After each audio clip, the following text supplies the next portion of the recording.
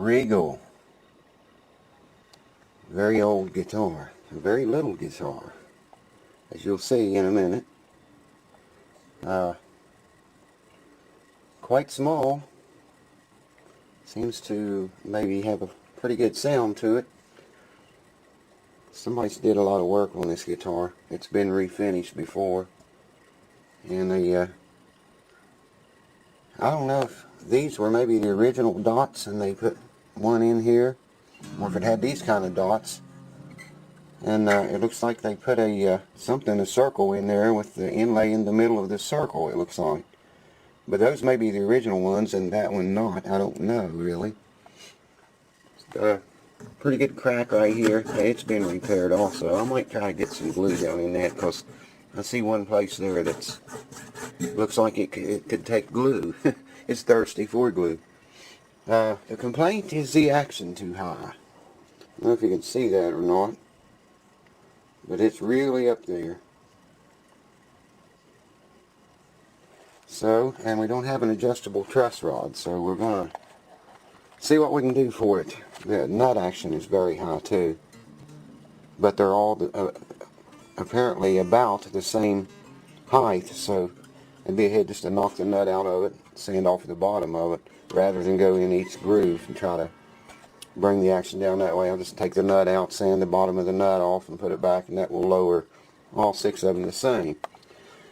And that will cure that problem. And the only other thing I see we can do is remove material from the bottom of this bridge. This is a different kind of bridge if you look at it. Never seen one quite like that before. But that's what I'm going to do. That. Take the bridge off, sand off the bottom of it. Hold on a minute. Let me reposition the camera. Hold on.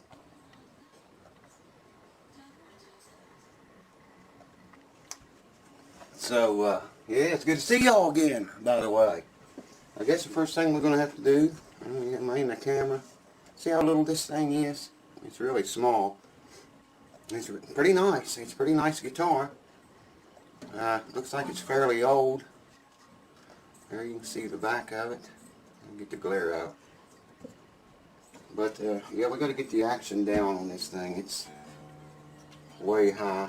My batteries are dead in my key winder. Oh, this is cool. This bridge has locating pins in it. I think you can see that.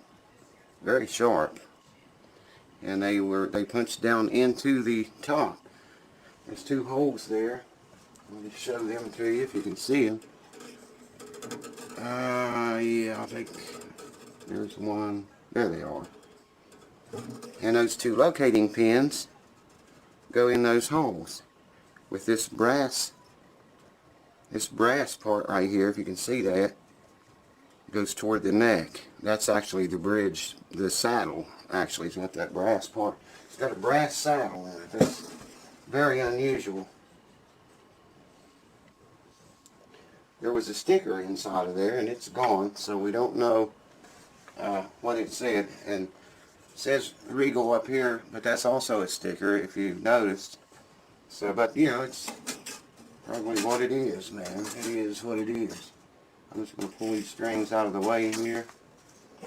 Well, I got to pause the camera and get a hammer and a block and some tools, and I'll bring you right back just in a few minutes. Hold on. So to knock the nut out, we want to lay a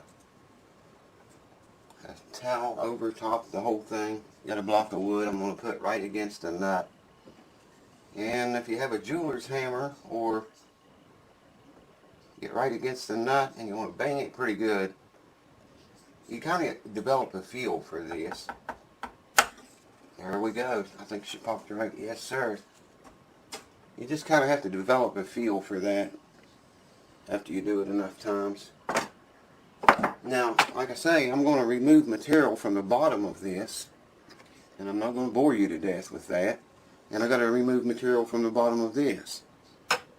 I've already took the measurements. We'd like to see about 18 thousandths nut action up here after I take about a 64th or more off of this. And this I got to measure yet. I haven't measured that yet to determine. I want to get the nut action pretty close first. probably get it down to about 20 thousandths and stop right there, and then work on this, get the action down as low as we can. Like I say, there's no truss rod in this thing, so there's no adjustment anywhere. I figure y'all want to miss this ingenuity here. Check that out. I'm going to suck that dust right up in there. Let's do it.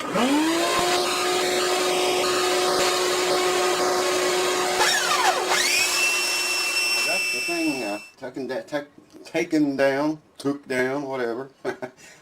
And I've already test fitted it, tuned it up to pitch and everything.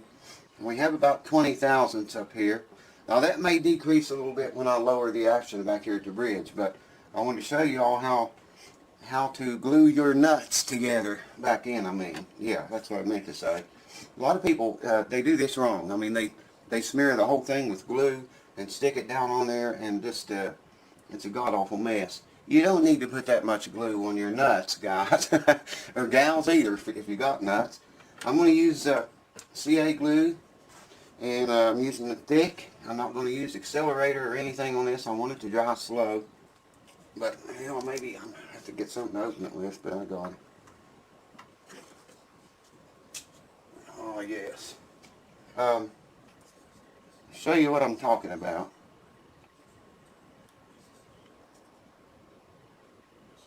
You just need a drop of glue in the very center of this thing, okay? If you can see that, that's all the glue you need, guys. That's plenty of glue to hold your nut. Now, the next guy that knocks that nut out of there will be very happy that it, you know, it wasn't glued solid in there the way I get them all the time. And I mean glued tight. You don't need to put that much glue on your nuts, baby. Well, check this out. You're looking down inside the guitar into a mirror, back up to the top. Someone has put cleats across that crack. I knew it had been repaired, but I didn't see those cleats until I got in there with a mirror and a flashlight. Looks like 3 cleats. Now that's on this crack right here. And like I say, I can feel that a little bit. I may take probably take like one of those, a suction cup, pour a seam of glue right up the crack, and then take the cup and work that glue down inside of there, wipe it all off, and let that set up. I think I am going to do that because, like I say, if you look really close, you can see where it looks like it's trying to open up a little bit.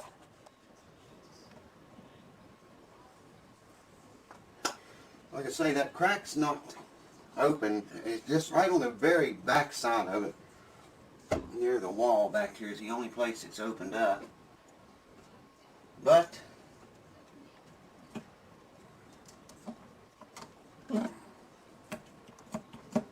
this water will help it too to run in where it needs to go. And here we go.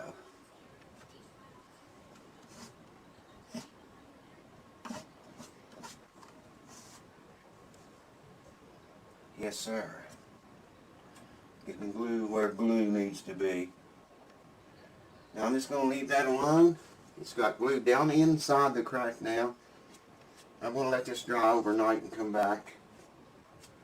And tomorrow, should be able to hit that flashlight and not be able to see through it anywhere. Like I say, it's still together. Just on the very back side here, I could see the light coming through. And it was an open hole. You know, it was a place where there wasn't any glue. Show you what we ran into. Hopefully you will be able to see this. This fingerboard is separating from the neck. Can you see that? It's separating from the body, the top too. Can you see it? Okay. Let me get to, yeah, I don't know, man. I hope you can see that. I hope the camera gets that. Now if I flip the guitar over, well, I'm going to turn it over this way so the light will hit it. There you can see where the fingerboard is coming off loose from the top, and it's coming loose from the neck itself right there, if you can see that. So I got to take the strings all off of it now and get glue in there. I can hold this guitar up to that light and I can actually see light between the fingerboard and the neck right here. I don't see any between the fingerboard and the top of the guitar down in this area. I don't see any light there, but there's some huge openings there that need glue in them. But the one right here, the crack right here on both sides, I can hold it up to that really bright light and angle it around, move it around a little bit, and I can see light through there, telling me that's open all the way across the here. So and I don't have it all the way up to pitch yet either, and that showed up. So I'm going to have to take the strings off of it and get in there, get some glue in there, and I don't know yet if I'll use a pipette like this and try to get tight bond in there. That's an awful tiny crack. Why the tape, may you ask? See, I've got tape all along that crack. What I'm going to do is put that thin viscosity CA glue in here. Cyanoacrylate glue, the thin is thinner than water. That stuff will run everywhere, man. And if I don't put something over this, it's going to run completely through there and out the other side, because I'm going to glue it with it setting up this way, so that glue can run down in there. The tape's going to stop it from running all over the finish and everywhere else. And then when that sets up, I'm not going to use any accelerator on it. I don't like the stuff. I said before, I just like to let it dry naturally. But when I fill this all up with glue and clamp it, wait till that sets up, then I'll come back here, take the tape off and the clamps, and I'll fill this side up with glue. You know, in places, or in case it didn't run all the way through. I know it's going to right here in this area, because like I say, I could see light through there. So I'm sure it's going to come through there. I don't think it will down here. I'm just taking the safety precaution in case. Here we go. And there's what it looks like. So hold on just a minute. I gotta clean this glue tip up. So now we don't have to worry about being able to see light between the fingerboard and the body or the neck. There's the mirror. I had a mirror underneath the thing so I could see the bottom of it in case any of this thin glue did seep through it. None got through. The tape did its job. You can see no glue got through there. And I could see this side right up through there. That corner is what I'm talking about. I was watching through the mirror. I don't think you can see it because of the clamp. Maybe, yeah, maybe there you can. So I got my marking on the bridge here. I got my sand-sucking, dust-sucking device ready to go. Let's do it!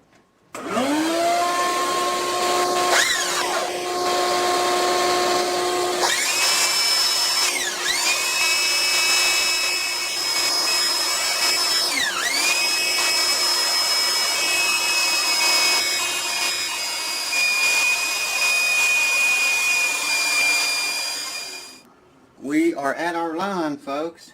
Right on the money. Exactly on it. I maybe should go a tiny bit more. Had to stop the camera a couple of times and make those locating pin holes deeper. I didn't want to lose, sand them away. I wanted to keep that spots where they go so I can put them back in the same places.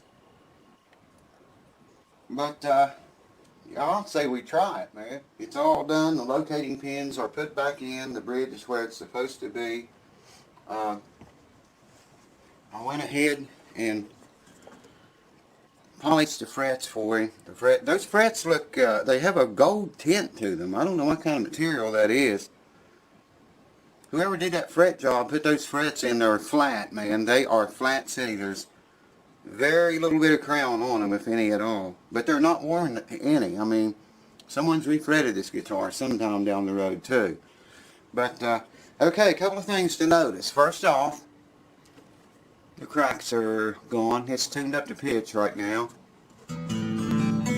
That's a little bit out, but it's up to pitch. The cracks here between the fingerboard and the neck is sealed and gone. The crack between the fingerboard extension and the top is gone. Cracks on fingerboard extension and top there is gone, and the crack here that we could see, can't even feel that now. It's completely gone. But the real the real part of interest. Let me get this right because I want you to see this. Check that action out, man. Check the action out now. Now, I don't know if you're going to see it or not, but right in this area, the neck is warped really bad. So the action gets a little higher right here, and then on down toward the fretboard extension, it gets lower again. That's why I can't go any lower back here with the action, because it's going to start buzzing in this high spot right here. We have kind of a ski jump right there going on. I'll just look at it again anyway. It's just so beautiful. 12th fret action, low E string, 5/64. Who would have ever thought we would land it there? So those calculations work even on a shorter scale guitar.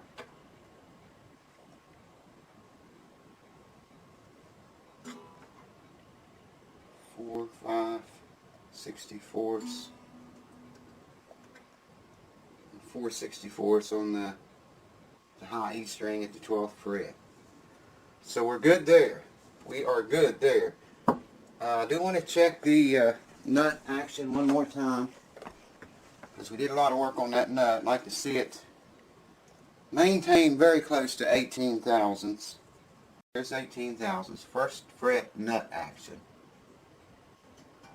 Well, it went down a little bit more than, let's try 15.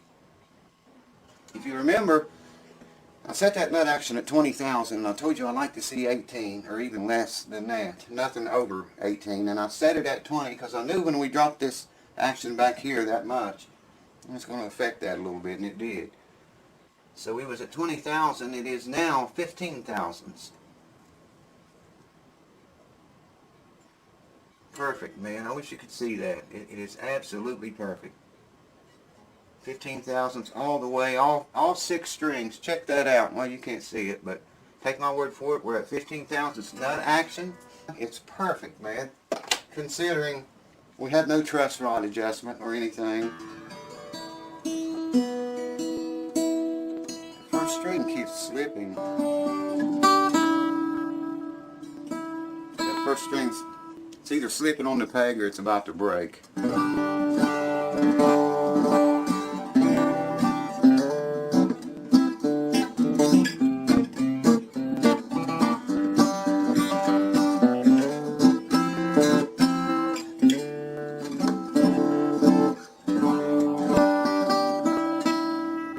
Hear that? It's slipping.